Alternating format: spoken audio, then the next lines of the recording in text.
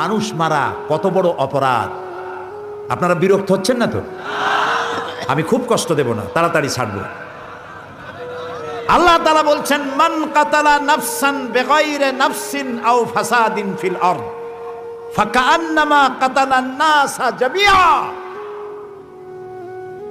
আল্লাহ রাব্বুল আলামিন বলেন,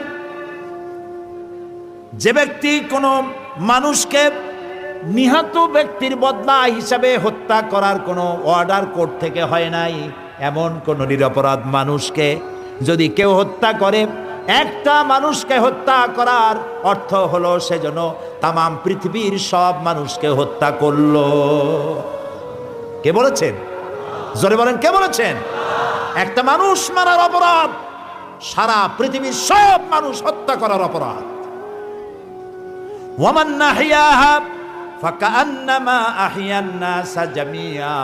আর কেউ যদি একটা মানুষকে বাঁচার জন্য সুযোগ করে দিল, সেজন্য সারা পৃথিবীর মানুষগুলি বাঁচাবার সুযোগ করে দিল।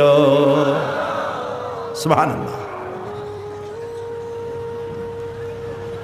আল্লাহ রাব্বুল আলামিনের নবী বলছেন, আউয়ালু মা ইয়াকদা বাইনান নাসি ইয়াউমাল কিয়ামতি ফিদ দিমা।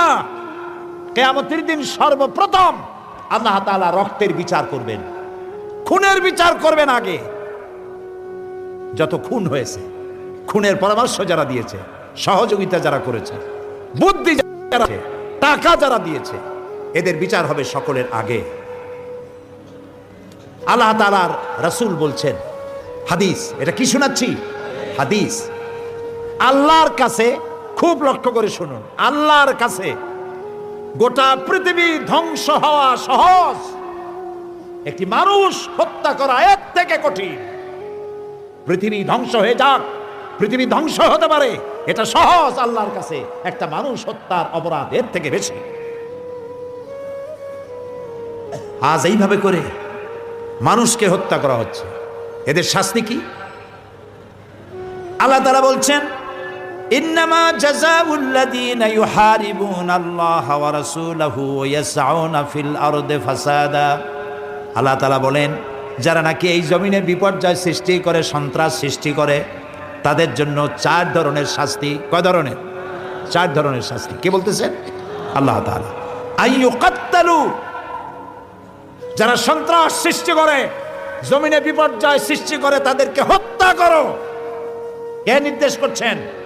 আল্লাহ তাআলা।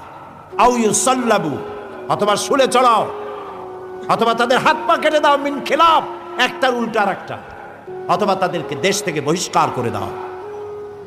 এ শাস্তি কে দিয়েছেন? আল্লাহ তাআলা। এটা হলো দুনিয়ার শাস্তি, আর কিয়ামতের শাস্তি তো রয়েছেই।